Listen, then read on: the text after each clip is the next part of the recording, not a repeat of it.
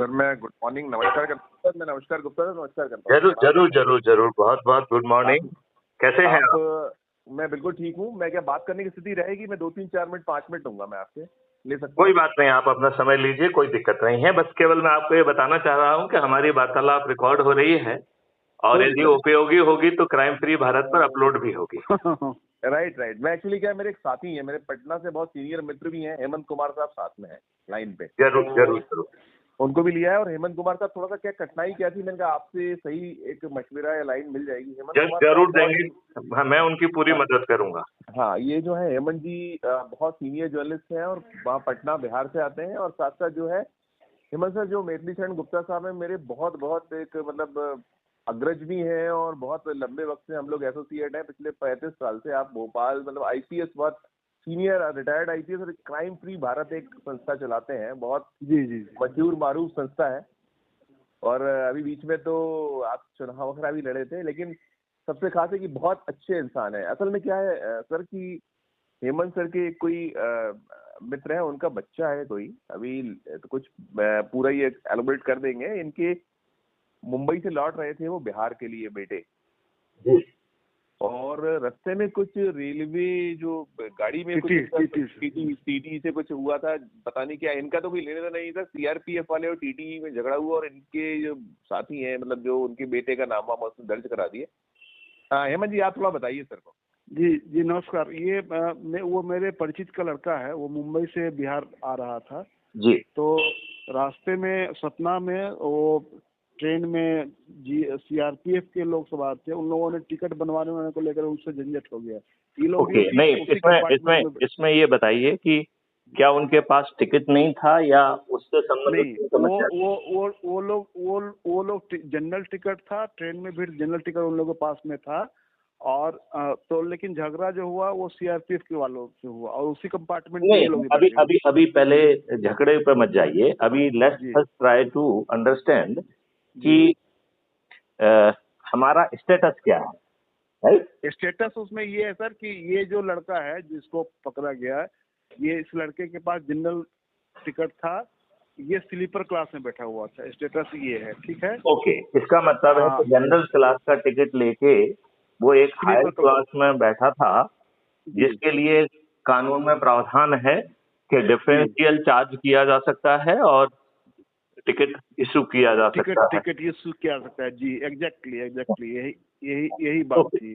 आपकी जानकारी के लिए बता दूं, मैं लगभग 4.5 साल जो है मध्य प्रदेश जीआरपी का हेड रहा हूँ।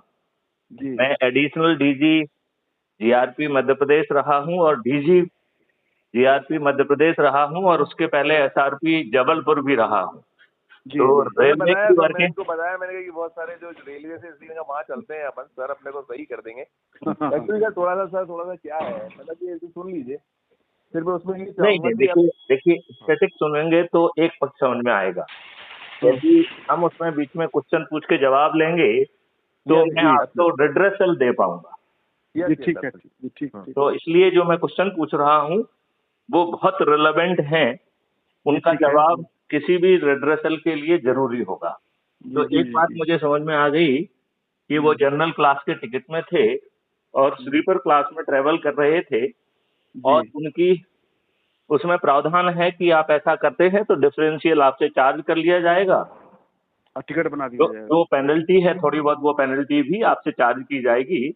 उसके बड़े स्पष्ट नियम है, उसमें कोई बहुत रिसर्च की जरूरत नहीं है जी। ठीक है। समझ गए ना? वो एक सामान्य प्रक्रिया है, कोई बड़ी चीज नहीं है, ये रोज होता है और उसको विदाउट टिकट नहीं कहा जाता है। You are travelling in a higher class then you are entitled, right? और उसमें मैं आगे बताऊं मैं? हाँ बताइए। तो वो तो स्टेटस मैंने उसको बता दिया। तो उसी इन द मीन टाइम वहाँ पर जो उसी कंपार्टमेंट में जो सीआरपीएफ के जवान थे, उन लोगों से टीटी का झंझट हो गया। ओके। तो उन लोगों ने टीटी को मारपीट कर दिया। वो सीआरपी के थे या आरपीएफ के थे? सीआरपीएफ के जवान थे वो। सीआरपीएफ मतलब वो कहीं ट्रेवल कर रहे थे, कहीं वो जा रहे होंगे। तो उन लोगों टीटी से मारपीट कर दिया और वो लोग उतर करके निकल गए सतना में ही। इसी बीच में उन्होंने टीटी ने जीआरपीएफ को फोन किया होगा, तब जीआरपीएफ पुलिस आ गई वहां पर, और कंपार्टमेंट में जब आई तो इन लोग जो साथ में बैठे हुए थे, इन लोगों को पहले पकड़ के नीचे उतार लिया, ये समझ करके शायद पहले ये इम्प्रेशन रहा होगा कि सब साथ में था, तो उतार करके नीचे ले आए। ये लोग बोला कि भाई हम दूसरे लोग हैं, हम लोग तो उनसे मतलब नहीं है, आप हमने तो कुछ किया नहीं है। तो नहीं, पहले तुम लोग नीचे चलो। और संयोग से उसके पास लैपटॉप था, तो वो लैपटॉप जो उस समय कोच अटेंडेंट था, नीचे उतार लिया इसको, तो कोच अटेंडेंट ने उससे लैपटॉप ले लिया बाद में, जिसको हम लोगों ने पटना में उसको रिकवर भी करवा लिया है। तो वहाँ तो ये घटना जो है पटना से चले हैं और पटना के आसपास की ही है, बिहार की घटना है ये। मुंबई से पटना के लिए आ रहा था, मुंबई से पटना। अच्छा, इसका मतलब है कि उन्होंने पूरी यात्रा लगभग तय कर ली। ये घटना कहाँ शुरू हुई? सतना। मतलब इसका मतलब है कि आपके लोगों को उन्होंने सतना तक अपने को अपग्रेड करने का प्रयास नहीं किया। वो एक जनरल टिकट से स्लीपर क्लास में पूरी यात्रा करने के मूड में थे, नहीं तो उनको चाहिए था कि वो टीटी से अप्रोच करते और डिफरेंशियल का टिकट बनवाते। और यदि वो अप्रोच जस्ट मिनट यदि वो अप्रोच करते तो आपको पेनल्टी भी नहीं लगती। तो उन्होंने ऐसा नहीं किया। एनीवे, जो फैक्ट है उसमें जो नेक्स्ट ये जो है, तो उन लोग उतार करके और ले गया, हाजत में रखा। उसके बाद टीटी ने कंप्लेन किया कि क्योंकि मारपीट तो उसके साथ हुई थी, तो उसने कंप्लेन कर दिया उसमें कि हमारे साथ इन लोगों ने मारपीट किया है, और उसमें जो धारा लगी है उसमें लूटपाट, डकैती, सरकारी काम में बना। वो धाराओं के बारे में बाद में बात करेंगे। पहले आप मुझे ये बताइए कि टीटी इनके विरुद्ध झूठी रिपोर्ट क्यों करेगा, इनका नाम क्यों लेगा वो, जब तक इनकी सहभागिता नहीं होगी। क्योंकि ये बात समझना बहुत जरूरी है कि टीटी ने इनके विरुद्ध जो है झूठी बात, इनको क्यों उसमें इम्प्लीकेट करने की। इनका जो है विदाउट टिकट हो सकते हैं, जनरल क्लास का टिकट हो सकता है, ये अलग चीज है। लेकिन मारपीट में इनका नाम लेने के पीछे क्या उद्देश्य रहा और वो ऐसा क्यों करेगा? यही तो वो कह रहे हैं कि हम लोग इन्वॉल्व नहीं थे, हम लोग वहाँ थे, तो उसने हमारा नाम नहीं। देखिए, संजीव जी, इसको इस ढंग से समझिए कि जरूरी नहीं है कि इन्हें पूरे फैक्ट सही बताए गए हो जी। ये तो वही कहेंगे जो इनसे कहा गया है। तो ये बात समझना बहुत जरूरी है कि इन लोगों ने वास्तविकता में क्या, जब सीआरपीएफ वाले मारपीट कर रहे थे तो क्या ये सीआरपीएफ के साथ में खड़े हुए थे? क्या इस बात से कि टीटी डिमोरलाइज हो जाए और इनका टिकट चेक ना करे, इस उद्देश्य से इन्होंने भी उसमें पार्टिसिपेट किया? ये हो सकता है, हम ये इससे कोई इनकार नहीं कर सकते हैं। लेकिन मेरे कहने का सर मतलब ये है कि वो उस लड़के की बात भी हमने सुनी है, उससे हमने बात की थी। उसने कहा कि हम लोगों ने उसके साथ कुछ नहीं किया। देखिए, तो हो सकता है कि कोई अपराधी जो है, जस्ट मिनट सुनिए मेरी बात ध्यान से। कोई भी अपराधी व्यक्ति जो है उतनी ही बात बताता है जो उसके अहित में ना हो या उसके हित में हो, या उतने हिस्से को छिपा लेता है या कम कर देता है जो उसकी गलती होती है। क्योंकि यदि उसकी गलती वाला हिस्सा वो बताएगा तो आप कहेंगे कि तुमने गलती की है, तुम झेलो। बात समझ रहे कि नहीं समझ रहे? तो ये बात समझना बहुत जरूरी है कि इन्होंने कुछ गलती की है, उससे बढ़कर इनका नाम इम्प्लीकेट करने के पीछे टीटी का क्या स्वार्थ हो सकता है? ऐसा वो क्यों करेंगे? कि सर मैं उस समय ये लोग जो मारपीट कर रहे होंगे उनके पक्ष में खड़े होंगे। करेक्ट। तो फिर जो है ये अपराधी तो हो गए ना। Just a minute. यदि ये गलत तरीके से उन लोगों के पक्ष में खड़े हो गए जो शासकीय सेवक होने के साथ साथ उन्होंने कानून अपने हाथ में लिया, और यदि वो सही होते तो वो खुद पुलिस को अप्रोच करते, तो उन्होंने ऐसा किया नहीं। इसका मतलब है कि सीआरपीएफ के जवान सिर्फ अपनी वर्दी के और उसके शक्ति के आड़ में उन्होंने टीटी को नुकसान पहुंचाया। हो सकता है कि टीटी की भी कुछ गलती हो सकता है कि वो भी कुछ भ्रष्टाचार कर रहा हो, लेकिन वो अलग पहलू है, उसको अलग तरीके से हैंडल करना पड़ेगा, है कि नहीं? अच्छा, अब हम आपकी बात पूरी समझ गए हैं। अब आप बताइए आप क्या अपेक्षा करते हैं? उसमें ये है कि जो एक तो उस लड़के को जो जेल भेज दिया गया, सतना जेल में है वो लड़का। 2 लड़के हैं, एक लड़का पटना का है। संयोग से दोनों परिचित भी नहीं है, दोनों साथ में ट्रेवल कर रहे थे, बस यही परिचय। नहीं, तो वो तो परिचित होने की जरूरत नहीं है। यदि वो कैजुअली अपराध में इन्वॉल्व हो गए हैं तो उन्हें परिचित होने की क्या जरूरत है? ट्रेन में तो बहुत सारे लोग, मेरी बात जरा ध्यान से सुनिए। ट्रेन में तो बहुत सारे लोग यात्रा करते हैं जो अनकनेक्टेड होते हैं। किसी इशू पर वो यदि साथ में जुट गए और उन्होंने कुछ ऐसी कार्रवाई कर दी तो उन्हें एक दूसरे से परिचित होने की जरूरत नहीं है। हाँ नहीं, मैं उसका स्टेटस बता रहा था कि मैंने ये नहीं कि दोनों आदमी साथ में ही है। जी। तो वो आपकी बात से मैं जो अब तक निष्कर्ष पे पहुंचा हूं, मैं वो दोहराता हूं, फिर आप मुझे बताइए कि मेरे निष्कर्ष सही है कि नहीं है। पहला निष्कर्ष में ये पहुंचा हूं कि ये जनरल कैटेगरी के टिकट से चल के एक स्लीपर क्लास में चल रहे थे। वहां पर उस स्लीपर क्लास में कुछ सीआरपीएफ के जवान भी थे जिनकी टीटी से कुछ बात को लेके हुजड़ हुई और उन्होंने इनके साथ मारपीट भी की। जी राइट। फिर इसकी रिपोर्ट की गई और जीआरपी वाले पहुंचे और उन्होंने इंटरवीन करके इनके विरुद्ध अपराध पंजीयन किया टीटी की रिपोर्ट पर और इन्हें गिरफ्तार करके जेल भेज दिया। बात समझ गए ना? तो अब हम आपको ये सलाह देना चाहेंगे कि ये मैटर जो है अब सब जुडिस हो गया है। कोर्ट के आदेश से वो जेल गया है। जेल भेजने का अधिकार पुलिस को नहीं है। पुलिस कोर्ट में पेश करती है और मजिस्ट्रेट के आधार से वो के आदेश से जेल जाता है।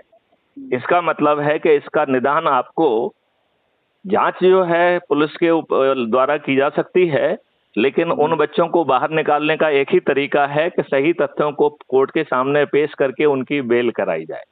नहीं, मैं गुप्ता असल में क्या है इसमें सबसे खास ये है, इनकी तकलीफ ये है, ये तो ठीक है। देखिए जो कुछ अपन ने मान लिया कि ये लड़के भी कहीं इन्वॉल्व थे, चीजें हो गई उसमें सर। उसमें जो मामला ये है संगीन मामला। सुनिए ना इसमें धाराएं गलत लगाई गई हैं।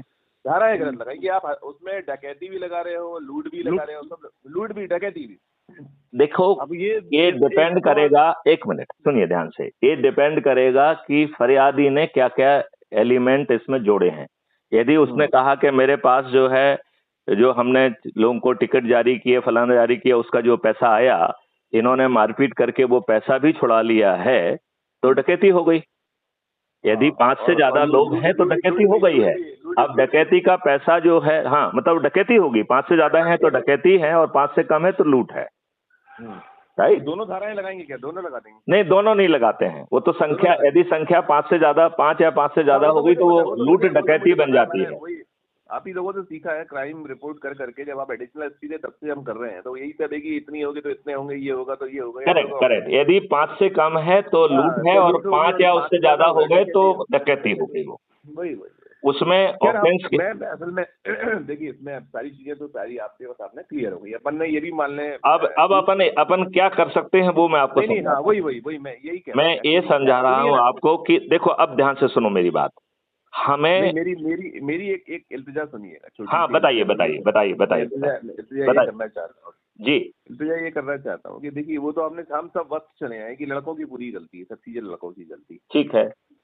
अब वो लड़के जो हैं वो भाई सारा जो होता है घर परिवार हो गई। अब इसमें जो बैल में मदद हो सकती है वहाँ का जो आईओ वगैरह है, वो जो भी आईओ है, अब उसमें आगे जाऊंगा तो थोड़ा गड़बड़ हो जाएगा, वो अच्छा नहीं लगेगा उन चीजों पे। नहीं, अपन अच्छे की बात ना करें। अपन यदि हम लोग यदि न्याय ना पा पाए और वो भी अथॉरिटी के साथ, तो फिर वो हम लोग वही क्योंकि मेरे दिमाग में आया कि मैं आपसे मशवरा लूं। मैंने तो सब चीजों में मैंने मान ली कि चलिए लड़कों की गलती। अब इसमें उनकी बैल के लिए जो मदद हो सकती है वो क्या हो सकती है, वो आप जो कह रहे हैं वो कानूनी तो कर रहे हैं।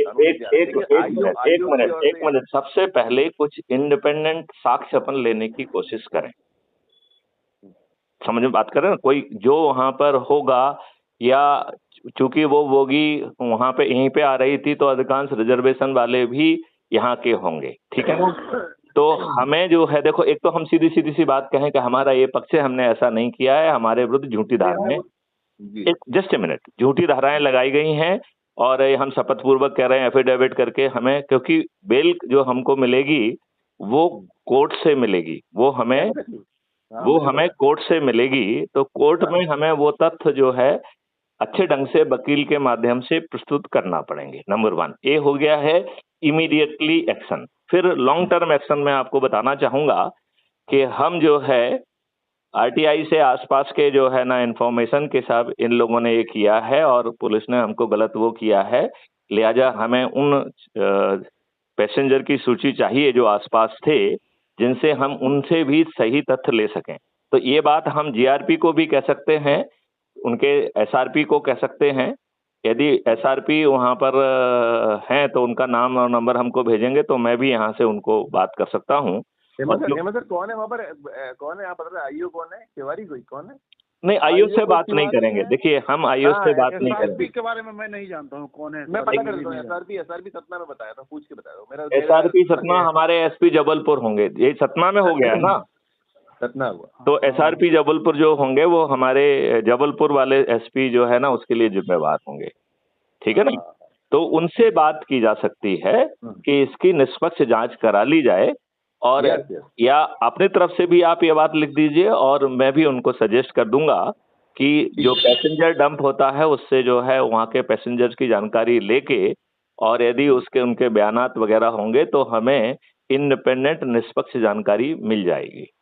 नॉर्मल कोर्स में जो है जीआरपी और रेलवे एम्प्लॉय साथ साथ काम करते हैं, तो उनका एक दूसरे के प्रति सॉफ्ट कॉर्नर रहता है। लिहाजा इस बात की बहुत संभावना रहती है कि पुलिस वाले जो है उनके फेवर के बयान काट के आपको जेल भेज दें और न्याय ना मिले। और unfortunately crime free Bharat, corruption free Bharat, 21 महालक्ष्य वाला भारत इन्हीं सब बातों को तो कह रहा है। देखा जाए तो लार्जर जो इनके साथ हो रहा है वो बदले हुए परिप्रेक्ष्य में भारत के हर नागरिक के साथ हो रहा है। लोगों को झूठा फंसाया जा रहा है। अभी हमने एक अपलोड किया है, पलेरा टीकमगढ़ से एक व्यक्ति ने मुझे बात की। उसका कहना है कि साहब मेरी जमीन है, कोई दमंग व्यक्ति ने जो है ना पुलिस को पैसे खिला दिए हैं, मेरे जगह पे कब्जा कर लिया है, पटवारी रेवेन्यू सब उन्हीं के साथ हैं। अब बताइए हम क्या करें। तो हमने कहा कि आप पूरे डिटेल लिखिए, एसपी के पास जाइए, कलेक्टर के पास जाइए, राइट। क्योंकि देखो अभी जब तक हम व्यवस्था नहीं बदल पाते हैं, एक बार हमें विचारण करना होगा कि हमारी ऊपर कौन से नियम कानून थोपे हुए हैं। वही तो है ना जो अंग्रेजों ने बनाए थे, और अंग्रेजों ने गुलामों के लिए बनाए थे, जिसमें उनके लोग चाहे झूठी बात कहें उनका कोई कसूर नहीं और आपको बंद कर देंगे। मतलब वो भ्रष्टाचार करेंगे और उसे शासकीय कार्य में व्यवधान मान के आपको 353 में बंद कर दिया जाएगा। यही कानून है कि नहीं है? हाँ, नहीं मैं काम करता हूँ सर, मैं उसके बारे में पता करता हूँ कौन एसआरपी, फिर मैं आपको बताता हूँ, है ना। मैं बताता बिल्कुल सर, मैं ना है ना, मैं ठीक है ना। तो ये ठीक है ना, जी है ना, ठीक है ना, अपन पता करके बताया था, सर को बताया है। हाँ ठीक है मैं पता कर लेता हूँ। अभी जस्ट मिनट एक काम और करें। आप अपना कंटेंट जो भी आपके कंटेंशंस हैं वो राइटिंग में एक पेपर पे लिख के मुझे व्हाट्सएप पे भेज दें, तो I will share your plea with him. तो वो एक फरियादी की तरफ से सभी पॉइंट उसमें आ जाएंगे। उसे लिखने में आप 1-2 घंटे का समय लीजिए जिससे कोई महत्वपूर्ण चीज ना छूटे, और फिर उसे जो है व्हाट्सएप पर जो है मुझे भेज दीजिए। I will send it to the SRP, right, and I will have a discussion with him to give you the justice. आप क्या बोल रहे हैं हेमंत सर, क्या बोल रहे हैं आप, कुछ कह रहे हैं? नहीं, मैं ये कह रहा था कि ठीक है, तमाम चीजों के बावजूद वहाँ मैं तो था नहीं, लेकिन मैं उस लड़के की तरफ से कह सकता हूँ, ना तो वो लड़का लुटेरा है ना डकैत है। वो उस लड़के को ये बताइए यदि वहाँ पे कुछ हो रहा है और उनमें से किसी ने छुड़ा लिया है या झूठा लिख दिया है तो उसमें किसी के चरित्र के सर्टिफिकेट की जरूरत नहीं है। और वो कंडक्ट उसने अकेला किया, ये थोड़ी है। कंडक्ट यदि किसी दूसरे ने पैसे छुड़ा लिए तो वो उसका यदि साथ में खड़ा हुआ है तो वो भी उसका सहभागीदार हो जाएगा। और जो एफआईआर जो उन्होंने किया है उसमें कोई वो एविडेंस उनका कुछ नहीं है। दारोगा वो एसएचओ ने कहा था उसको उस समय कि आप टीटी साहब ये जो है ये बेवजह आप इसमें इतना ये सब इसके पक्ष में कोई सबूत है नहीं आपके पास। बोला कि बाद में देखा जाएगा, आप भेजिए इन लोगों को जेल। तो वो इंटेंशन पूरा उसका था कि किसी तरह जेल भेजा जाए इन लोगों को। बस उन लोगों ने पाँव पकड़ा, उसके पिता गए हुए थे, उसके भाई गए हुए थे, कहा कि मान लीजिए कि आपके घर का लड़का है, इसने गलती कर दी, कोई चोर डकैत तो है नहीं, तो नहीं इसको जेल जाने दीजिए, बाद में आपकी मदद करेंगे हम, जब जेल चला जाएगा तो बाद में छुड़वाने में मदद कर देंगे, लेकिन अभी तो इसको देखिए हमारे केस में फरियादी केवल एक गवाह है, एक महत्वपूर्ण गवाह है। आज के कानून के सिस्टम में फरियादी की इससे ज्यादा कोई हैसियत नहीं है, समझ गए आप। तो इसके बाद इंडिपेंडेंट साक्ष्य तो इकट्ठा करना ही होंगे। तो ये जो पूरी बातें यदि आप एक आवेदन पत्र में मुझे लिख के भेजेंगे तो वो मैं एसपी रेलवे को भेज दूंगा, और जी। अपनी तरफ से मुझे जो और उसको रिक्वेस्ट करना है वो भी मैं कर लूंगा। जो विवेचना में जरूर, उसको जरूर, क्या जरूर। कार्रवाई करना उसके लिए सत्य तक पहुंचने के लिए मदद करेगी, ये भी मैं उन्हें बता दूंगा। जी ठीक है, धन्यवाद जी। चलिए चलिए। ठीक है सर। लेकिन मेरा एक आप लोगों से कहना है कि जी। आप आर्टिकल लिखने की बजाय देश बदलने में मैथिली शरण गुप्त के साथ क्यों नहीं चल रहे हैं? जो कह रहे हैं कि मात्र लोगों को जोड़कर हम 9 दिन में 100 करोड़ हो सकते हैं और फिर ये राजनेता भी बदल जाएंगे, नियम कानून बदल जाएगा, तो हम लोग छोटी छोटी चीजों के लिए इतनी एनर्जी खर्च कर रहे हैं और बिना एनर्जी खर्च किए सिर्फ जुड़कर और 4 छोटे से सरल उपाय करके हम 100 करोड़ हो सकते हैं, फिर एक हम अच्छा अद्भुत भारत पैदा कर सकते हैं। उसमें आप जैसे विद्वानों की भूमिका क्यों नहीं हो रही है? मैं संजीव आपसे भी पूछता हूँ और हेमंत जी आपसे भी पूछता हूँ। सर मैं सर अब आपको अब मैं घर आता हूँ, फिर बैठ के आपसे बात करता हूँ। जरूर जरूर जरूर जरूर जरूर। चलिए थैंक यू। चलिए, जय हिंद, जय भारत, वंदे मातरम, जय गुरुदेव।